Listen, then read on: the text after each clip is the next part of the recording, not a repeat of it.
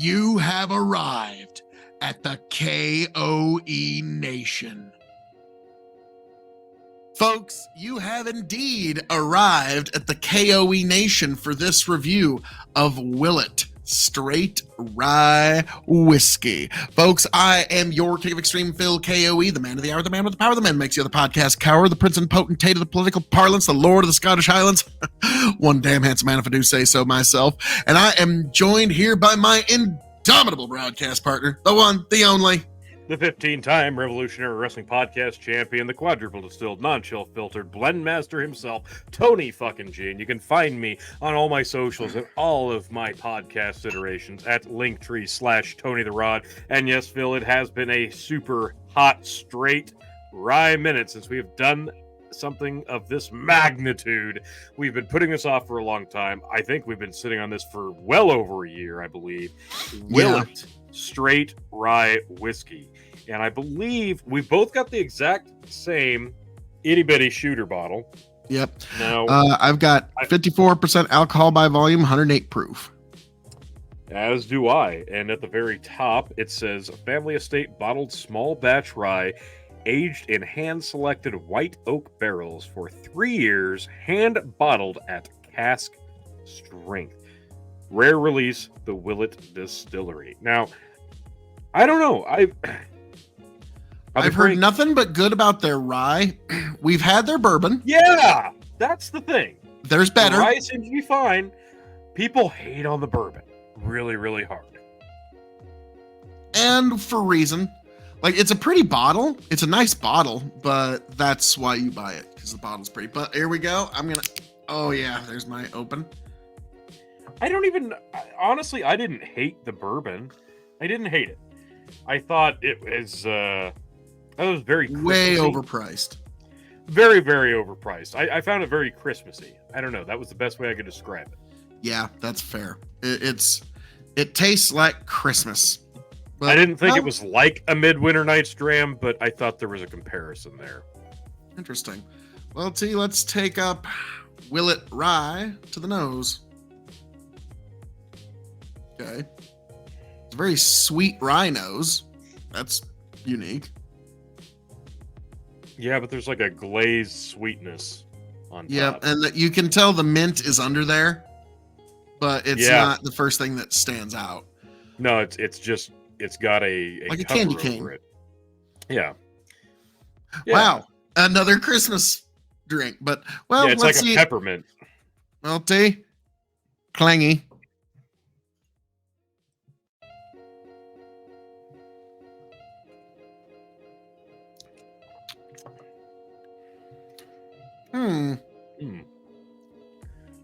Okay. It's warm, kind of a molasses heat on the back of your tongue, and then the typical rye kind of sting on the front of it. There's a rye sting on the front, but there's also a heavy rye finished lacquer on your palate when you're done with it. Yeah. Now I'm getting black licorice on the front. Now I kind of am, now that you mention it. Maybe that's a power of suggestion, or maybe that's just truly what I'm getting there, but I get black licorice and then a little bit of orange, and then just a heavy rye finish. Interesting. Well, T, I know what that means. What do you mean? We will see soon enough. We're going to get to the very hard part, and that's the grading. Is it going to be that hard, Phil? For those who don't know, we grade on a 5-star scale. 5 meaning you have to have it before you shuffle off this mortal coil. 0 meaning pass it on by. The K.O.E. Nation has advised you well. So we're going to grade this as a rye. We're going to grade this as a whiskey. We're going to grade this as a cask-aged spirit. It's shelving, and for those new to this show, the secret 5th question. So, as a rye, T, how would you grade this? The more I sip on this, the more orange peel I get, which actually is pretty appealing. Me, it's more like Contro, like Okay. like a very heavy orange triple sec, I like but like this. just a little bit. Yeah, it's just enough. It's not overwhelming because you still know you're drinking a rye whiskey here. As a rye, I'm going to go 3.25. 3.25 as a rye. It's very prototypical a rye. You definitely know that you are drinking a rye, but it's got just enough differentials that it's not going to be just a As bland rye, insert rye. Disagree a little bit and give it 3.5. Okay. I think as a rye, this is spectacular because it's not toothpaste when you drink it, which that's a lot of rye. Like, no, and I thought initially, yeah, the peppermint undertone was really going to shine through, but I'm getting more orange, not as much as I licorice, thought. and rye. Yeah. So you know what? I'm going to agree with you. 3.5. Alrighty. Now I'm about to be a little less generous on the whiskey scale. You're going to be a lot less generous. I'm gonna give it 2.75. It's very mixable, but well, actually, okay, take that back. It's not really. It's I don't know. It's a very specific drink, and I think 2.75 because it's good, neat. If you're wanting a neat whiskey, that would be excellent. But nah, I wouldn't do.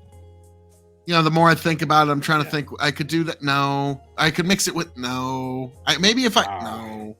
So I'll be honest. I'm going to give this 2 as a whiskey because no, you could not mix this. Absolutely not. Nor should you even try because you're just going to be wasting both things. Ice and water would probably open this up not in good ways. So I'm thinking neat as is probably how you should and I would recommend drinking this. Sure, that's without me even attempting to play with it, but I don't want to. I think this is as is. So as a whiskey and its versatility, I think that's really going to hurt it. And if you're just going to, if somebody walked up to a bar and said, give me a whiskey and you gave them this, I think more often than not, that person would be highly disappointed / offended. You know what? You talked me into giving it 2.5. It's right at the middle. Like I went from 2.75 to 2.5 based on your promo there. And it's like, yeah, you're right. Like this is not a start 'em out whiskey. This is a whiskey snob looking for something different to have on the shelf. Yeah. Okay. And if that's who you are, yeah, that's a lot of you. Yeah, this is something good to reach for that regard. Now, cask aged spirit, aged 3 years. Yep. Rye whiskey.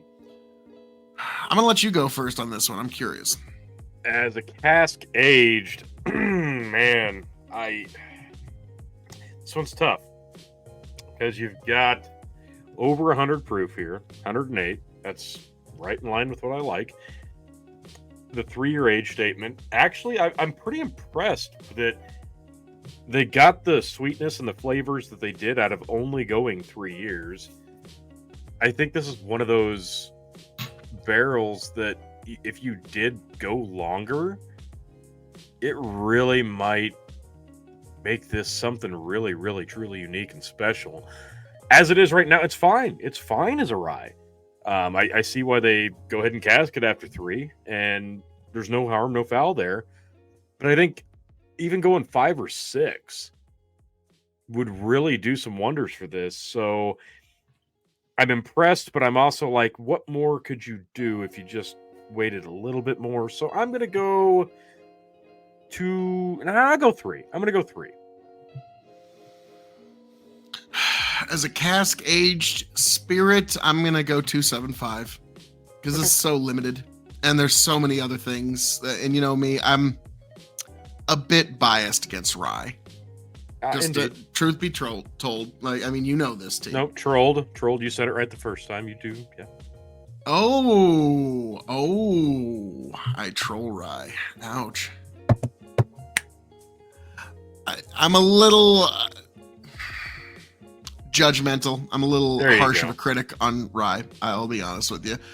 But because of that, when a truly good rye comes around and, you know, I'm raving about it, you know that's good shit.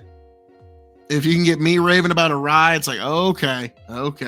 It's It's like Tony, on the other hand, he's almost Mr. Rye to the point where it's like, guy would almost rather get a rye than a bourbon. I just don't understand it. It depends on the mood. I understand. My mood always turns to bourbon, though. It's an easier thing. Now, I think if you and I ever did another top 5 list, we would have to do what are you drinking while you're getting ready to drink? While you're trying to figure out what you want to drink. And yours would probably be a rye. Mine would probably be a bourbon. Is it Willet Rye, Phil? No, it's not, actually. Didn't figure. So what does that lead us to next? That actually, Tony, by the way, A+ on that segue. That was amazing. That actually gets us to the shelving of this particular rye, the top, the middle, or the bottom. Now, Tony, for you, I'm curious, where would you put this? Well, as you can see behind me, I have a very specific segregation of my whiskeys. On the top, I've got my Scotch, Irish, and World whiskeys. On my middle, I've got my bourbons, including, blended TX whiskey, and of course, Tennessee bourbon, Jack Daniels. And then on the bottom, I've got my... Wait, Jack makes a bourbon? Yeah, they do. Everything they make. So then I've got my ryes down here, and then back in this corner, just terrible shit back here. Now, that doesn't mean that the ryes are bottom shelf, but if I was going on a tier system, a top, middle, and bottom, this would probably be a middle, and I'll be honest, it could move down if it needed to. This would definitively be on my bottom shelf. Truth be told, I'm not blown away by this. And the next time you come over, if like we're watching WrestleMania here, it's like, hey, Tay, you want to finish off this Willet Rye? You're like, I'm probably not going to even finish it off, or maybe if you want to use it for like your rye decanter for a rye decanter. So okay, alrighty then. So there's a lot of similarities in the rye that there is in the bourbon, and I think that's probably fair, because I'm reminded of the bourbon now that we're drinking this, and I know all the reasons people don't like the bourbon and the Christmassy. Like I get a lot of that here with the rye. Yeah, this is definitively bottom shelf. Now, the bigger question: when this mighty, masterful, just Macedonian bottle runs empty, will you seek another one, Tony? This one's going to be on the pricier side. Am I incorrect? Yeah, I mean, this one, I think we both paid like around $20 a pop for these little bottles. Just for the little bottle. Yeah. And which would mean that an actual $7.50 would be very, very high in price. Yeah, I don't know what the exact price is. I'll look it up, and maybe I'll put it somewhere on here. Maybe I'll forget. We'll find out. Let me know in the comments if I remembered or not. And I don't know that I'd spend the scratch on this one. Yeah, mine would be a definitive no. I like this. Like, Willet, once again, I'm not impressed by your performance, but for some it might be. Like, I could see this being somebody's favorite whiskey in the universe. Okay, like that's just the way it is. Like, if you were to take this to a card game, there's some bourbons that like 10 people there'll be 10 people at the game, 8 will love it, 2 won't like it. This will be one where 8 won't like it, 2 this will be their favorite whiskey in all God's creation. That's kind of how I would.